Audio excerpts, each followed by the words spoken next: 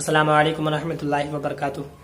एक सवाल आया है कि बिस्तर नापाक था और हम उसमें सो गए और जब फजर का वक्त हुआ तो हम फजर की नमाज भी पढ़ लिए। बाद में हमें पता चला कि ये बिस्तर नापाक था, तो उस नमाज को हमें दोहराने की ज़रूरत है या फिर वो नमाज हमारी हो गई? क्या नापाक बिस्तर पर सोने से आदमी भी नापाक हो जाता है?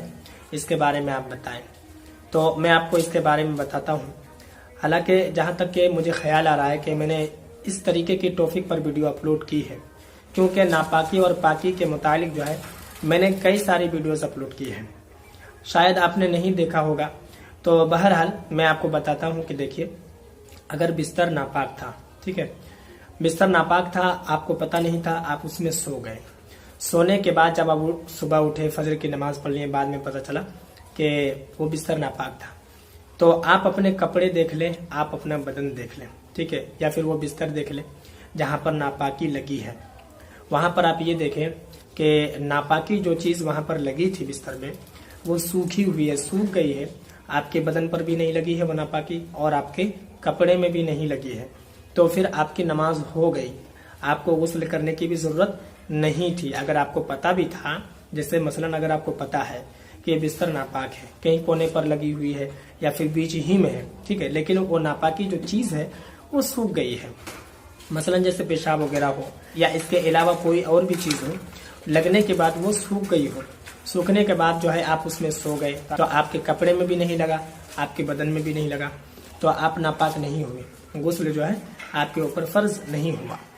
लेकिन अगर बिस्तर नापाक था, आपको पता था, ठीक है, और जो नापाकी लगी हुई थी वो तर थी, यानी कि भीगी हुई थी, बिस्तर भी भीगा हुआ था, आप उसमें सोए, सोने के बाद जो वो नापाकी आपके कपड़े में लग गई, ठीक है, या फिर आपके बदन में लग गई, तो जिस जगह पर वो नापाकी लगी है सिर्फ उसी जगह को आप धोएंगे। मसलन जैसे ये मेरा कपड़ा है, मैं इसको पहनकर सो गया, मुझे पता नहीं था कि इस बिस्तर में यहाँ पर नापाकी लगी है, या फिर मुझे पता था, मैं जानबूझकर सोया और वहां से थोड़ा अलग हट कर सोया, लेकिन फिर भी बेख्याली में मेरा हाथ उधर चला गया जिधर नापाकी लगी थी, और उसमें जो तरी थी, यानी जैसे मसलन जैसे पेशाब था उसमें और भींगा हुआ था बिस्तर भी, तो मेरा हाथ जब वहां पर गया तो मेरा ये वाला हिस्सा भींग गया, ठीक है।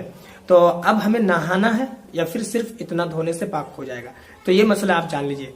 मसलन जैसे अगर आपका यहाँ पर लगा हो या फिर बदन के इस हिस्से पर लगा हो या फिर बदन के किसी भी हिस्से पर लगा हो, ठीक है, तो तब भी जो है आपके ऊपर गुस्ल फर्ज नहीं है। बात समझ में आ रही कि नापाकी जो है वो अगर आपके कपड़े में लगे या फिर आपके बदन पर किसी भी जगह लगे तो आपके ऊपर गुस्ल फर्ज नहीं है, आप नहीं नहाएंगे। हाँ, जहां पर नापाकी लगी है उस जगह को आप धो लेंगे। अगर कपड़े में मसलन लगी है नापाकी, तो जहां पर लगी है वहां तक ही आप पाक करेंगे, पूरे कपड़े को भी धोने की जरूरत नहीं है। ये बातें मैंने कई सारी वीडियो में जो है बताई है, तो फिर भी मैं आपको बता देता हूँ कि अगर मसलन जैसे यहाँ पर नापाकी लगी है तो यही जगह नापाक हुई, आप यहाँ से इधर धो लेंगे। जिस तरीके से धोने का तरीका है, पाक करने का तरीका है, नापाक कपड़ा किस तरीके से पाक करेंगे, उस वीडियो का लिंक मैं डिस्क्रिप्शन में डाल दूंगा। इंशाल्लाह आप देख लेंगे तो आपको तरीका पूरा मालूम हो जाएगा। मैंने 2 पार्ट बनाए हैं, दोनों पार्ट के लिंक जो है मैं डिस्क्रिप्शन में डाल दूंगा। और भी इसके अलावा नापाकी और पाकी के मुतालिक बहुत सारी वीडियोस अपलोड की हुई है इस चैनल पर, तो मैं सारे वीडियोस के लिंक डिस्क्रिप्शन में डाल दूंगा। आप एक मरतबा देख लें तो इंशाल्लाह तबारक व तआला नापाकी और पाकी के मुतालिक और भी कुछ मसले जो है आप जान जाएंगे। तो आपने फजर की नमाज पढ़ ली है, तो आप देख लें कि अगर नापाकी आपके कपड़े में लगी थी तो आपकी नमाज नहीं हुई। तो आप अपने कपड़े को देख ले, अपने जिस्म को देख ले, अगर आपने उस वक्त देखा होगा और अगर नापाकी कपड़े में लग गई थी और बिल्कुल भींग गया था कपड़ा, तो फिर उस जगह को आप धो लेंगे, उसको पाक करेंगे। नमाज आपकी नहीं हुई, क्योंकि कपड़े का पाक होना, बदन का पाक होना, ये शराइत नमाज है, यानी शर्त है। आपकी नमाज नहीं हुई, आप जो है फिर से नमाज पढ़ेंगे। और अगर बदन में भी अगर लग गया था तब भी आपकी नमाज नहीं हुई। और अगर नापाकी जो चीज़ लगी थी वो सूखी थी, आपके बदन में भी नहीं लगा और आपके कपड़े में भी नहीं लगा, तो आपको नमाज दोहराने की ज़रूरत नहीं है और आपको नहाने की भी ज़रूरत नहीं है, चाहे लगे चाहे ना लगे। अगर लग जाए तो आप धोएंगे, नहाएंगे नहीं, और अगर ना लगे तो फिर आपको धोने की भी ज़रूरत नहीं है और नहाने की भी ज़रूरत नहीं है। मैं उम्मीद करता हूँ कि मेरी बात आपको समझ में आ गई होगी। बाकी अगर आपके मन में कोई और सवाल हो तो आप कमेंट पर ज़रूर बताएं।